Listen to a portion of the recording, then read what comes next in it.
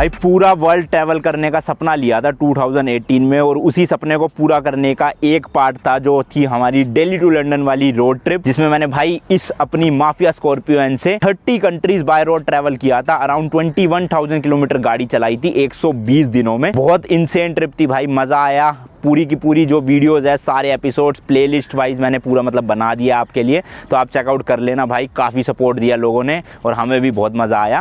And इसी world trip के by road वाले ड्रीम को पूरा करने के लिए सेकंड स्टेप हमने रख दिया है, जो कि है भाई India to Australia by road. गाड़ी सेम है, मैं सेम हूँ, बस रास्ते जो है वो चेंज हो गए और फाइनल डेस्टिनेशन चेंज हो गई है। तो मेरी आप सभी से भाई हाथ जोड़ के विनती है कि जैसे आपने लंदन रोड ट्रिप को इतना ज़्यादा सपोर्ट किया, इतना ज़्यादा प्यार दिखाया, वैसा ही सपोर्ट इस वाली ट्रिप को भी देना, ताकि इस ट्रिप के एंड होते होते हमारे चैनल पे 4 मिलियन सब्सक्राइबर हो जाए। क्योंकि देखो भाई, ये ट्रिप्स ना इमोशनली, फिजिकली एंड फाइनेंशियली काफी ज्यादा चैलेंजिंग होती है। तो अगर आपका सपोर्ट नहीं मिलेगा ना, तो हमारे लिए बहुत मुश्किल हो जाएगी वो चीज फिर करना। इसलिए भाई अभी के अभी ना वीडियो को लाइक, शेयर और कमेंट्स भी कर देना। साथ ही साथ चैनल पे नए हो तो सब्सक्राइब मार के बेल आइकन जरूर दबा लेना, उससे हमारी बहुत हेल्प होगी। ठीक है जी। तो आज की इस वीडियो में ना मैं आपको भाई ये India to Australia road trip की पूरी डिटेल देने वाला हूँ कि हमारा क्या रूट होने वाला है, क्या क्या डॉक्यूमेंट्स चाहिए हमें, कितने वीजा लगेंगे टोटल इस ट्रिप पे, अपनी इंडियन कार जो है उसको हम इंटरनेशनली कैसे चलाएंगे, एंड मोस्ट इंपोर्टेंट भाई बजट कितना होने वाला है इस ट्रिप के लिए। तो इसलिए सारी इन्फॉर्मेशन जानने के लिए ना भाई वीडियो को एंड तक देखना। सबसे पहले तो भाई ट्रिप के नाम के बारे में बात करें तो जैसे कि लास्ट ट्रिप का नाम था हमारा नमस्ते लंदन, उसी तरह से इस ट्रिप का नाम होने वाला है नमस्ते ऑस्ट्रेलिया। पहले भी मैंने आपको बताया था, नमस्ते जो है हमने पूरा हिंदी में रखवाया, आप देख सकते हो यहाँ लिखा हुआ है,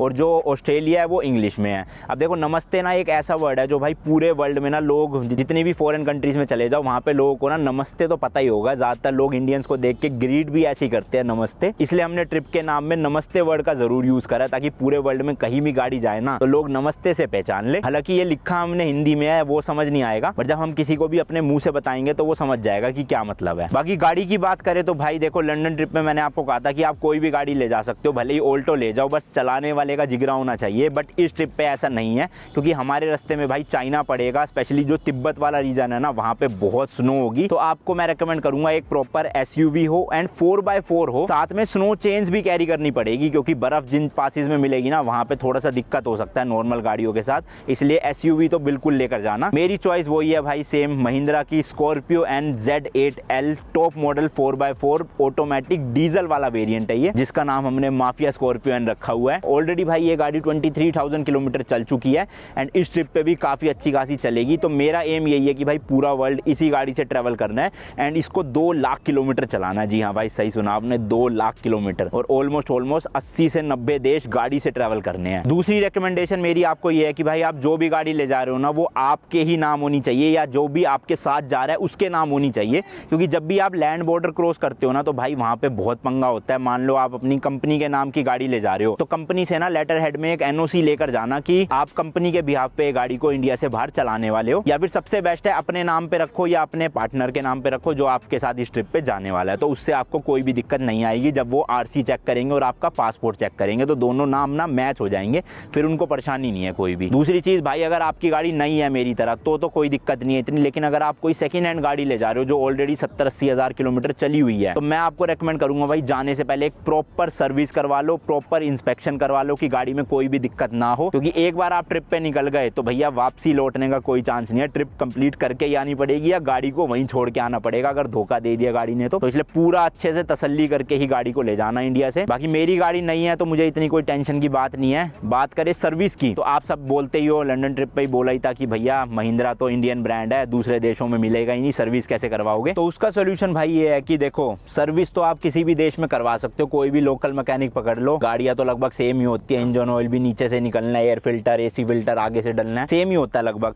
बट मेन दिक्कत आती है पार्ट्स की। जैसे अभी इंडियन ब्रांड है तो आपको किसी दूसरे देश में इस गाड़ी के पार्ट्स नहीं मिलेंगे, तो इसलिए सर्विस के लिए सारे के सारे पार्ट्स मैं इंडिया से ही कैरी कर रहा हूँ। ये पूरा डब्बा ना पार्ट से ही भरा हुआ है। इसमें जैसे कि ब्रेक ऑयल है, AC फिल्टर है, एयर फिल्टर है, डीजल ऑयल का फिल्टर है, एंड जो भी चीजें सर्विस के लिए चाहिए वो सब इसमें मैंने डलवा ली है। 20,000 किलोमीटर वाली सर्विस इंडिया में हो रही है, अब सीधा 10,000 किलोमीटर के बाद होएगी सर्विस, तो उसके लिए सारे पार्ट्स है ही मेरे पास। फिर जो 40,000 किलोमीटर पे सर्विस होएगी ना, वो मैं ऑस्ट्रेलिया में करवाऊंगा, क्योंकि भाई ऑस्ट्रेलिया ऑस्ट्रेलिया में महिंद्रा स्कॉर्पियो बिकती है एंड वहाँ पे सर्विस भी होती है, तो पार्ट्स की कोई दिक्कत नहीं आएगी। ये वाली सर्विस बाकी मैं अपना लाओस या वियतनाम में कहीं पे करवा लूंगा, तो जुगाड़ पूरा करके ले जा रहे, देख लो। दूसरी भाई मेन चीज, लोग पूछते हैं कि आप गाड़ी से क्यों जा रहे हो, क्या मोटिव है, मतलब ऑस्ट्रेलिया ये खड़ा भाई 9-10 घंटे की फ्लाइट है, फ्लाइट से जाओ घूमो फिरो, पर गाड़ी से 4 महीने के लिए जा रहे हो, क्या रीजन है। तो देखो मोटिव सेम है, एक सपना है कि भाई बाय रोड अपनी गाड़ी से ट्रेवल करना है, दूसरी चीज अपने इंडिया को ना भाई इंटरनेशनली रिप्रेजेंट करना है, साथ ही साथ अपने इंडियन ब्रांड को भी, महिंद्रा इंडियन ब्रांड ही है ना भाई, मतलब आप खुद ही सोचो भाई, जब अपनी इंडियन नंबर प्लेट वाली गाड़ी, स्पेशली HR26 गुड़गांव की गाड़ी विदेशी सड़कों पे चलेगी तो लोगों का क्या रिएक्शन आएगा। एंड जब भाई हम अपना तिरंगा लहराएंगे ना हर देश में, तो भाई अपने लिए भी प्राउड मूवमेंट है काफी ज्यादा,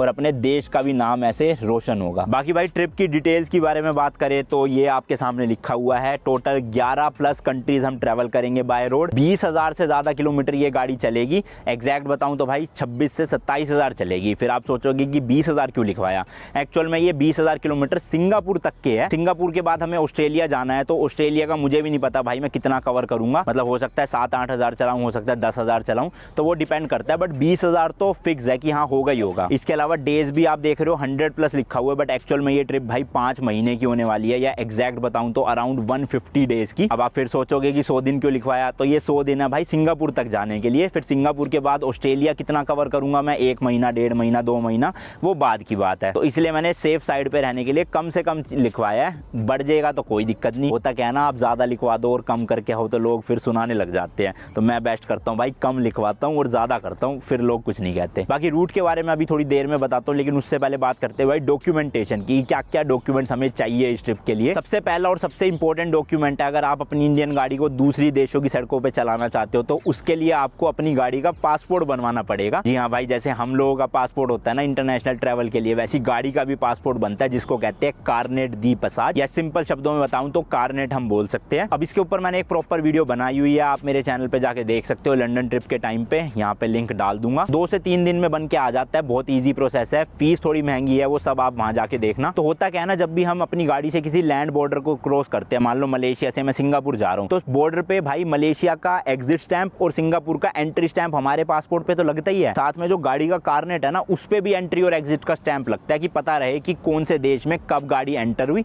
और कब वहां से एग्जिट हुई। तो इसलिए कारनेट के बिना आप ऑलमोस्ट मतलब समझ लो 70 to 80% कंट्रीज में ट्रैवल नहीं कर सकते, आपको कारनेट लेना ही पड़ेगा। अब चाइना है, चाइना में कारनेट नहीं चलता भाई, उनके अपने अलग रूल्स है जो हम बात करेंगे आगे जाके वीडियोस में, बट मेजोरिटी जो 11 कंट्रीज है ना उसमें से लगभग समझ लो आप 8 से 9 देशों में कारनेट की जरूरत पड़ेगी। इसके बाद अगला डॉक्यूमेंट आता है भाई इंटरनेशनल ड्राइविंग परमिट या ड्राइविंग लाइसेंस। अब देखो हमारा जो इंडियन लाइसेंस है ना, वैसे तो वो काफी देशों में वैलिड है, क्योंकि होता क्या है ना, आपका लाइसेंस ना इंग्लिश में होना चाहिए बस। अगर जिन देशों का लाइसेंस इंग्लिश में नहीं होता ना, उनको फिर ना चेंज या ट्रांसलेट करवाना पड़ता है, बट अपना इंडियन लाइसेंस ऑलरेडी इंग्लिश में ही है, तो वो मेजोरिटी देशों में वैलिड है। बट उसके साथ साथ में हमें एक परमिट लेना पड़ता है, जो कि भाई 1 साल का मिलता है इंडिया से, बहुत आसान है लेना, 4 से 5 दिन में आ जाता है। अराउंड 1200 रुपीज की उसकी फीस है गुड़गांव में। अब पिछले लंदन ट्रिप में तो भाई हमसे कहीं पे भी पूरी ट्रिप में मतलब 120 दिनों में एक बार भी लाइसेंस नहीं मांगा गया, सिर्फ गाड़ी की आरसी मांगते थे, कारनेट मांगते थे, पासपोर्ट मांगते थे। बट फिर भी मेरे हिसाब से सेफ साइड रहने के लिए ना भैया अपना परमिट बनवा लेना इंटरनेशनल वाला, 1200 रुपए की चीज है, 4-5 दिन का काम है और 1 साल तक रहता है। तो मेरा तो ऑलरेडी बना हुआ है, जो कि अप्रैल या मई तक वैलिड है अगले, तो मैं तो उसी को ले जा रहा हूँ, इस बार बनवाने की जरूरत नहीं पड़ी, लंदन ट्रिप वाला ही काम आ रहा है कारनेट की तरह। अब मेन चीज आती है भाई रूट की, कि काफी लोगों को ये लगता है कि भैया ऑस्ट्रेलिया तक तो रोड है ही नहीं, पागल बना रहे हो आप, नहीं जा रहे बाय रोड,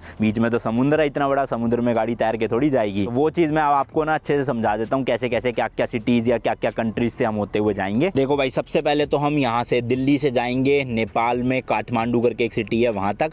काठमांडू हमें इसलिए जाना है क्योंकि भैया रास्ता यही बनता है, और ऊपर से जो चाइना का वीजा है ना वो यहीं पे ही मिलेगा हमें, ग्रुप वीजा कहते हैं उसे, वो सब बात की बात है। तो दिल्ली से हम नेपाल जा रहे हैं, नेपाल से हम एंटर करेंगे चाइना तिब्बत वाले रूट से, चाइना पूरा हम बीजिंग तक जाएंगे भाई, ग्रेट वॉल ऑफ चाइना भी आएगी और बीच में भाई माउंट एवरेस्ट बेस कैंप भी आएगा, तो वो भी मजे वाली चीज है काफी। फिर भाई हम आगे यहाँ से चाइना से नीचे की तरफ मुड़ जाएंगे लाओस, लाओस के बाद हम एंटर करेंगे वियतनाम, फिर जाएंगे कंबोडिया, फिर जाएंगे थाईलैंड, थाईलैंड से म्यांमार, म्यांमार से वापस थाईलैंड आएंगे और थाईलैंड से एंटर करेंगे मलेशिया में। फिर मलेशिया से जाना है हमें भाई सिंगापुर, सिंगापुर तक जो है पूरी की पूरी रोड है, मतलब कहीं भी हमें गाड़ी को शिप करने की जरूरत नहीं पड़ी है। बट भाई सिंगापुर से अगर आपको इंडोनेशिया जाना है ना, तो बीच में फिर समुद्र है, तो हमें यहाँ पर फेरी लेनी पड़ेगी, फेरी के ऊपर ही हमारी गाड़ी लोड होगी और हम भी लोड होंगे, और छोड़ देगी वो फेरी हमें सीधा इंडोनेशिया में। फिर इंडोनेशिया घूमने के बाद हम फाइनली अपनी गाड़ी को कंटेनर कंटेनर में लोड करके शिप कर देंगे। कहाँ के लिए? वो देखो भाई कितना बड़ा ऑस्ट्रेलिया है ना, तो यहाँ से वहाँ तक जाने में 20 से 25 दिन का टाइम लग जाएगा आराम से। तो आप पूरा देख सकते हो भाई, सिंगापुर तक तो बाय रोड जा रही है, बट उसके बाद फिर कोई चॉइस ही नहीं है भाई, समुद्र के ऊपर थोड़ी तैर के ले जाएंगे गाड़ी को, शिप से ही जाना पड़ेगा। फिर ऑस्ट्रेलिया में ना हमें गाड़ी यहाँ पे मिलेगी पर्थ में, वहाँ से हम अपनी ड्राइव शुरू करेंगे पूरा कोस्टल एरिया कवर करते हुए, जिसमें काफ़ी सारी सिटीज़ आएगी, मेलबोर्न, गोल्ड कोस्ट, ब्रिस्बेन,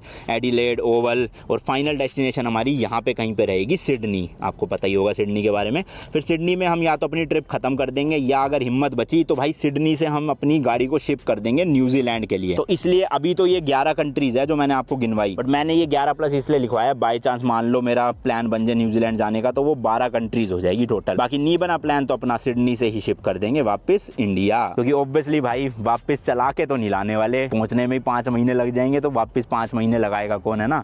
उससे अच्छा है वापसी कर दो शिप अपना आराम से। एक चीज और बोलना चाहूंगा भाई, ये जो आपने पूरा मैप या बाउंड्रीज देखी है ना, ये बिल्कुल एग्जैक्ट नहीं है, क्योंकि देखो भाई वर्ल्ड तो इतना बड़ा है, बट हमारे पास दरवाजे 2 ही है लगाने के लिए, तो इसलिए हमने इन सबको ना श्रिंक करके थोड़ा सा ऊपर नीचे करके फिट कर दिया है। तो आप ये पॉइंट आउट मत करना कि भैया लाओस यहाँ नहीं है, लाओस थोड़ा ऊपर है या लेफ्ट में है राइट में, वो मुझे ही पता है भाई कहाँ पे है, बट हमें मैप में मतलब यहाँ गाड़ी में पूरा दिखाना था मैप, इसलिए करना पड़ा वो चीज़। दूसरी चीज़, काफ़ी लोग ये कहेंगे कि इतना लंबा रूट क्यों लेना है चाइना से, आप सीधा इंडिया से म्यांमार जाओ ना, म्यांमार से सीधा थाईलैंड चले जाओ। तो उन लोगों के लिए मैं बता दूं भाई, म्यांमार पिछले 2.5-3 साल से बंद पड़ा है इंडिया साइड से। रिसेंटली म्यांमार खुला है, लेकिन थाईलैंड वाला बॉर्डर खुला है। देखो आप म्यांमार इंडिया से जा सकते हो, बट फ्लाइट से जा सकते हो। जो लैंड बॉर्डर है ना, फ्रेंडशिप ब्रिज कहते हैं जिसे इंडिया और म्यांमार के बीच में, वो बंद पड़ा है भाई, आप उनकी वेबसाइट पे भी चेकआउट कर सकते हो, और आज से नहीं 2-3 साल से बंद पड़ा है। तो इसलिए म्यांमार वाला ही ऑप्शन पहले तो हमारा चॉइस थी, बट जब बंद ही है तो फिर कैसे जाए भैया, चाइना और नेपाल वाला ही रूट बनता है हिसाब से। लेकिन थाईलैंड से जैसे कि मैंने बताया खुल चुका है, तो हम